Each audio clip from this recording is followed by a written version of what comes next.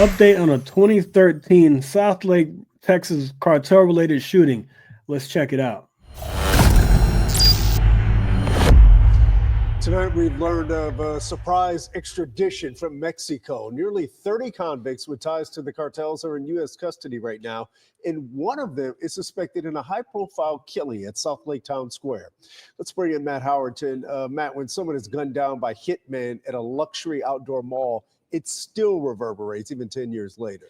Yeah, it's hard to forget, Chris. And the DOJ says the man who planned it all, José Rodolfo Villarreal-Hernández, nicknamed El Gato, is a known leader of the Beltrán-Leyva drug cartel. He was on the run for almost 10 years on the FBI's top 10 most wanted list until January of 2023. He was caught by Mexican authorities and held for the coordinated killing of a 43-year-old Mexican defense attorney who worked for a different cartel. Several men followed that attorney to Southlake Town Center in 2013, where he was shot and killed while sitting in his Range Rover. He was shopping with his wife, who managed to escape. The murder was all retaliation, the feds say. The cartel the attorney worked for apparently murdered El Gato's father. Along with El Gato, a drug lord wanted for the killing of a DEA agent, Kiki Camarena, was also sent to the U.S. The transfer comes as top Mexican officials are in Washington, D.C. right now, trying to head off the Trump administration's threat of imposing 25% tariffs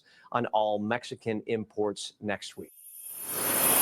I remember that story. It was crazy because I knew exactly where it is. Like, I've been there multiple times.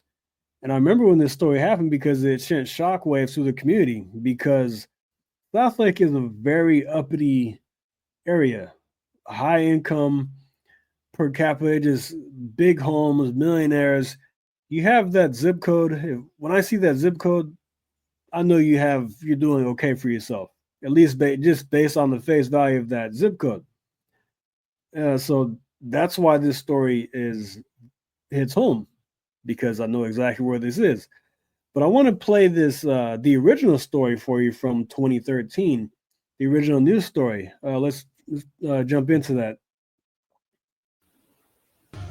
Police say 3 Mexican killers stalked and tracked a man for months before gunning him down at the Southlake Town Square. The victim was an attorney for the powerful Gulf drug cartel. First tonight on Fox 40, Phil Alvarado tells us how far the feds say those killers went to track down the victim. Phil. Heather, it was incredible shock as, a Southlake attorney is gunned down right in front of everyone here at Town Square. That was in May of 2013. Today, probably just as much relief, with authorities announcing that they've arrested 3 men. One was living at Edinburgh in South Texas. The other 2 were arrested as they came across the border.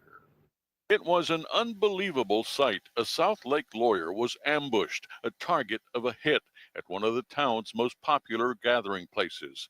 A masked man with a 9mm gun jumped out of a white Sequoia and fired at least 9 times. We're a shock to the entire community and the larger DFW Metroplex. 16 months later, 3 Mexican citizens are in a South Texas jail for killing Juan Guerrero Chapa. The arrest today should be a shot across the bow to those that are determined to bring havoc and violence to our community. Southlake police say 30-year-old Jesus Ledesma Campano and his father, 58-year-old Jesus Ledesma Cepeda, and their cousin, 58-year-old Jose Cepeda Cortez, are in jail for interstate stalking resulting in death. Federal agents say more charges and maybe more arrests are coming. Authorities won't say if the suspects have any ties to the drug cartels. First off, this was back in 2013. It's crazy how watching these news clips from just even that short time ago, it looks like from the 1980s. It just looks way different. It just crazy how that wasn't that long ago. It's only 2013 and it looks like it was from 1985. But that's a dangerous game. Being a defense attorney for a cartel organization, that was bound to cause some problems. A sad situation nonetheless. I'm glad his wife escaped from that situation, but that's terrifying. Let's keep going here. cartel members. A federal criminal complaint says Cortez and the other suspects used a surveillance camera placed in Chapa's Southlake neighborhood to track his movements. There was a tracking device on Chapa's Range Rover the night that he was killed. He and his wife had been shopping in Southlake's popular town square. But they were aimed at the home. They were in the general area of the residence. And it was through these mistakes by these criminals that led us to be able to put handcuffs on them this past Friday. Federal documents show the suspects crossed into the U.S. and stalked Chapa for 2 years using 5 cars with 2 houses, one in Florida and another in the DFW area, and an apartment in Grapevine. I don't believe they had any idea that we were coming. I don't believe that they realized that this team was put together and that we were doing our job and that we were closing in on them.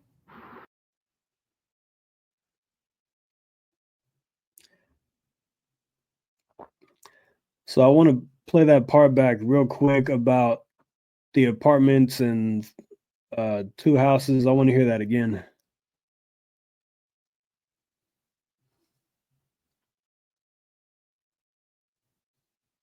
I believe that they realized that this team was put together and that we were doing our job and that we were closing in on them.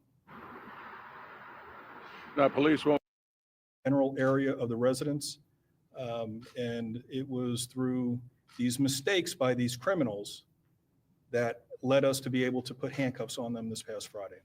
Federal documents show the suspects crossed into the U.S. and stalked Chapa for 2 years using 5 cars with 2 houses, one in Florida and another in the DFW area, and an apartment in Grapevine.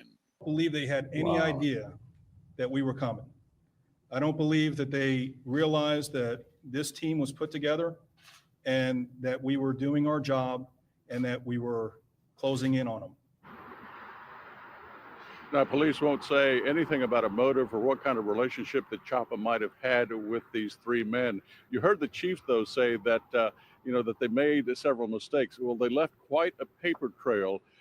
Among those, the cameras that they bought and those tracking devices all led back to them. Steve? All right, Phil Alvarado in Southlake, thank you very much. Wow. That's scary stuff. That is scary stuff that they were tracking this guy for 2 years, 5 different cars and different houses and apartments. I know exactly where all these places are they were talking about. So it's crazy to think that these people are in your community. I mean, they didn't come here to wreak havoc on your community, but they came here for a specific purpose. They came there for a specific purpose to target a guy in broad daylight, and that's scary. So I didn't know that I didn't know those details of the story that they tracked this guy for a couple of years, and like I said, they were doing all these different cars and very well, obviously not sophisticated enough if they got caught because they left a paper trail. But that's just scary to think about, that somebody next door to you could be a cartel member plotting to murder a guy. And like I said, that's a dangerous game. Being a defense attorney for a cartel organization, man, that's a dangerous game right there. I don't know if anybody here in DFW remembers that. Sent shockwaves to the community because Southlake is like the cream of the crop, at least in Tarrant County. Well, maybe Westlake too. But Westlake, yeah, we won't get into that. But Southlake is a very high-class community. So when something happens in Southlake, it's like the whole world is going to hear about it because nothing happens there. And I don't know if you remember, I did a story a couple of months ago on the maniac that shot somebody driving the wrong way on the street. He was just started shooting. I don't know if he shot anybody specifically, but he was just firing at will randomly and driving the wrong way, just acting like a maniac. So that was a big story right there because, again, it's Southlake and nothing ever happened in Southlake. I used to know some of the police officers over there, and they were bored out of their minds. So you have, petty theft is like the highlight of their day, a traffic stop or something. But when something like this happens, with the lawyer being a defense attorney for the cartels, it's like the fact they were tracking this guy, how much money was spent on that, and what did they know about him? What did he know about them for them to spend all this time going after him? And this is kind of like the show Ozark, when with him being an accountant for the cartels, and then the lawyer, the attorney being killed, but the defense attorney being killed by the cartels. Same concept. So, but this is actual real life right here. So just be careful with who you're working for. Doesn't matter if you're an accountant, if you're a defense attorney, or even if you're cleaning their house, because you could be collateral damage just by being involved with these people. And that's a dangerous game. And like any job with the cartel, being associated with them is dangerous. Look, I'm not cutting any cartel members' hair. Somebody wants a haircut for me. Look, full disclaimer, I do cut hair. By the way, I do cut hair, so that's why I'm bringing up the whole cutting hair thing. But if a cartel member comes up to me and says he'll pay me $10,000 to cut his hair, I'll have to turn that $10,000 down because somebody might say, okay, this guy was associated with him. What does he know? And they may come after me for doing something very innocently. And I had no idea what I was getting myself into. So, like I said, cartels, stay away from that nonsense. It's not worth it. Defense, I'm sure he made a lot of money. I'm sure that attorney made a lot of money shopping in Southlake. It's not cheap. But he drove a Range Rover or something. Yeah, so I'm sure he had a very nice house. His wife lived a very nice, lavish lifestyle, I'm sure. But there's a price you have to pay for being involved with the cartels. So, yeah, with that being said, like, share, and subscribe, and I will see you next time. Thank you. Take care.